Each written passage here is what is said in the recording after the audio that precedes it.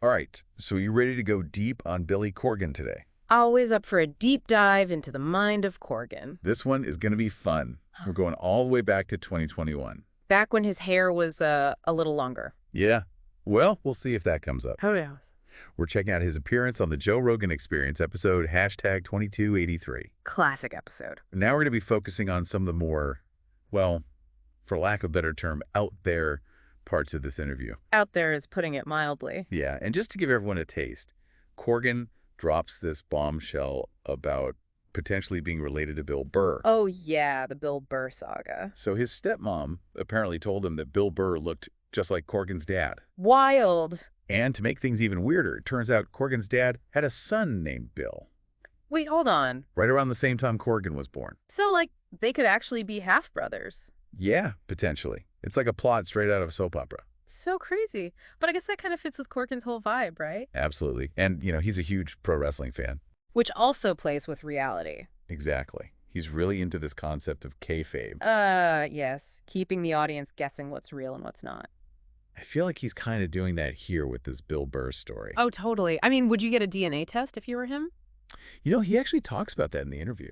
What does he say? Well, he's kind of hesitant. Like, he's not really sure if he wants to know for sure. Can you blame him? I mean, it's a pretty wild situation. For sure. And think about the public's reaction. I mean, people are obsessed with this story. I bet. And Corgan even says that people he's known for years are convinced they're related. Even without a DNA test, people are already drawing conclusions. Yeah, it's taken on a life of its own. Speaking of complicated relationships, Corgan's relationship with his own father is... A whole other can of worms. Yeah, I mean, we find out that his dad was this talented musician, but he was also a drug dealer. Whoa, what? Yeah, and he even ran guns for the mob. That's intense. It's wild. Did Corgan talk about his dad much in the interview? He goes pretty deep into it. I bet. He says his dad was actually resentful of the music industry. I guess it can be a tough business. He felt like he never got a shot. Oh, that's sad. Corgan actually found cocaine and rolled up money when he was a kid. Like, just lying around the house? Apparently, yeah. Wow. I mean, this whole thing must have really messed with his head. I can't even imagine. And to top it all off, after the Rogan interview aired, Corgan's dad texted him about something. About what? To clarify that the sawed-off shotgun Corgan found under his bed years ago wasn't loaded. I mean, at least he texted him. Yeah, that's one way to look at it, So it sounds like Corgan grew up in a pretty chaotic environment. to say the least. But you can really see how all of this shaped his worldview. I bet it made him even more determined to succeed on his own terms. Definitely. He talks about the music industry being full of manufactured artists. Yeah, the cookie-cutter pop stars. And he's been told point blank that his music and persona are just too inconvenient for the industry. Oh, wow, they really said that to his face. Straight up. That's harsh. But you can't deny his success. No, absolutely not. He's a legend. And I think that's because he refused to compromise his vision. Yeah. He'd rather be authentic and true to himself than try to please the masses. Which is pretty inspiring when you think about it. It makes you wonder, does true artistic expression require a certain degree of inconvenience? It's a good question. And maybe we can find some answers as we delve deeper into his views on fame, music, and the creative process. Let's do it. It's wild to think about how Corgan compares these fabricated influencers to someone like R. Dean Taylor. Wait, who's that? He was a one-hit wonder back in 1969 Oh, okay. with a song called Indiana Wants Me.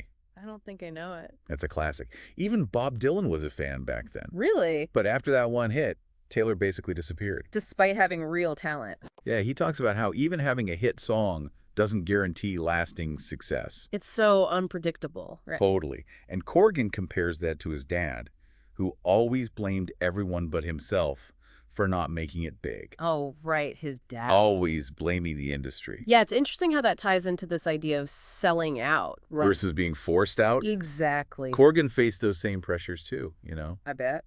Execs pushing him to be more commercial. I mean, every artist deals with that to some extent. For sure. But Corgan, he just refused to compromise. Even when they said his music was inconvenient.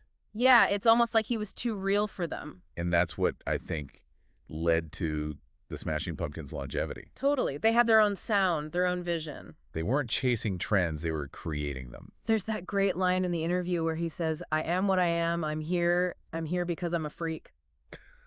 That's so Corgan. He owns his weirdness. Absolutely. But, underneath that defiance, I sense a certain vulnerability. In what way? He talks about feeling like he was carrying the flag for a lost generation. Oh, yeah. Burdened with expectations. It's a lot of pressure. And then there are the constant comparisons to his peers. So many of whom are no longer with us. That's heavy stuff. Wow. Especially in an industry obsessed with youth. And relevancy. But he refuses to buy into that whole game. Good for him. He uses the Rolling Stones as an example. Still rocking out in their 80s. Right. It's like there's no expiration date on artistic passion. I love that perspective. It's so refreshing. He contrasts that with, internet fame. Which can disappear overnight. He's talking about those who achieve fleeting fame in these online subcultures. Yeah, it's all so fleeting. And it really highlights how true artistry transcends trends. It's about connecting with something deeper. Something that resonates across generations. Exactly. And that brings us back to his point about music's shamanic aspects. The power of sound to tap into the subconscious. Right. To evoke emotions beyond words. It's like he's suggesting that the most powerful art operates on this frequency we can't fully grasp. We just feel it. And he seems drawn to artists who embody that raw energy. He specifically mentions Kurt Cobain, Axl Rose, Amy Winehouse. All incredible vocalists. But wrong by traditional standards. Yeah, their techniques were unconventional, to say the least. But so captivating. Oh. I think what fascinates him is their vulnerability. And their willingness to expose their flaws. They were just authentically themselves. Even when it was messy. He even compares performing to being a fighter in the octagon. That's a pretty intense comparison. He's talking about controlled fury, having to train his voice like an athlete. And his experiences with vocal coaches, they highlight this tension between technique and expression. He's been told to sing properly, but that's not what resonates with his audience. Right, they're drawn to his raw edge. It makes you think, those imperfections, do they make his art more relatable? Maybe.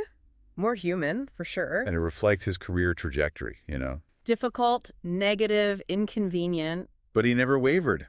And that's what makes him so compelling. Even decades later. Decades! And the Smashing Pumpkins still have bangers. Oh, so many bangers. Bullet with Butterfly Wings, 1979, Tonight. So good. They just tap into those universal emotions. The longing, the angst. Yeah, everyone feels that. And it seems like Corgan is finally at peace with his legacy. It's not about the charts anymore. It's about connecting with his audience. And that's a really powerful message, don't you think? For any artist. Or anyone, really. To stay true to themselves. Especially in a world that pushes conformity. Right. And that's why he started his own podcast, Magnificent Others. Oh, yeah, I've heard of that. Celebrating people with fascinating lives. People who might not be household names. But have something valuable to share. I like that. It's like he's pushing back against empty celebrity. Totally. Which kind of brings us to Rogan. Rogan himself is a disruptor. Big time. He's built this massive audience. With unscripted conversations. With people from all walks of life. And he doesn't shy away from controversy. Which, again, ties into inconvenience. Right. He's been called all sorts of names. But his audience just keeps growing. Why do you think that is? I think it's because he's genuinely curious. And willing to engage with different perspectives. It's a space for real conversations. Even disagreements. Yeah, he's not afraid to ask the tough questions. Which is why Corgan was such a perfect guest. They both challenge conventional thinking. It really highlights how important those uncomfortable conversations are. To engage with different viewpoints. To embrace that inconvenience. That friction sparks new ideas. Challenges our assumptions. And that's what makes this interview so compelling. Two iconoclasts, each with their own unique perspective. Fame, authenticity, the whole human experience. It's messy, it's raw, it's full of tangents. But so insightful. It gives you a lot to think about. What does it even mean to be authentic? How do we navigate fame? Maintain our own voice. These are big questions. That's what we do here on The Deep Dive. We give you the tools. So check out the full interview. Dive into Corgan's music. Keep asking the tough questions. The answers might surprise you. It's funny how much Corgan's story is kind of like the music industry itself. How so? Oh, he came up during the era of record labels and MTV. Yeah, the old guard. And now it's all streaming and TikTok and whatnot. And he's been pretty critical of those changes. Yeah, he's not a huge fan of how streaming devalues music. But he's adapted. He's got his own podcast now. He's on social media. Yeah, he's found ways to work within the system. While still staying true to himself. which is pretty impressive when you think about it. It shows real resilience. He could have easily just become a grumpy old man yelling at the clouds. But he didn't. He's still out there, making music, pushing boundaries. And that's what's so cool about him. He's always exploring new ideas. Like his whole thing about the shamanic power of music. That's fascinating. Yeah, he talks about how sound can tap into our subconscious. And triggers these really deep emotional responses. You didn't even realize he was doing it at first. It's like he unlocked this hidden power. And it makes you think about the music you listen to, what kind of emotions it evokes. Yeah, is it lifting you up or dragging you down? And he's really drawn to artists who aren't afraid to be raw and vulnerable. Like Kurt Cobain, Axl Rose, Amy Winehouse. All these singers who were kind of wrong, technically. So full of emotion. They weren't afraid to let their flaws show. And that's what made them so powerful. Corgan compares performing to fighting in the octagon, channeling that controlled fury He's had to train his voice like an athlete. to be able to sustain that level of intensity And he's even worked with vocal coaches, but he's also had to push back against some of their advice. because it didn't fit with his vision. Yeah, sometimes the right way to sing isn't the most authentic way. It's about finding that balance between technique and expression. And that's what makes Corgan such a fascinating artist. He's always pushing those boundaries. He's not afraid to be inconvenient. And in a world that values conformity, that's a really important message. So what do we take away from all of this? Well, for me, it's about staying true to yourself, even when it's hard. Even when the world tells you to conform. And it's about embracing the power of art to challenge and inspire. To connect us on a deeper level. So if you're curious about Billy Corgan and his unique perspective, definitely check out the full interview with Joe Rogan. And of course, listen to the Smashing Pumpkins. There's so much to discover there. And keep exploring, keep asking those tough questions. Because that's how we grow, that's how we learn. And that's how we find our own voice in the world. Thanks for joining us for this deep dive. We'll see you next time.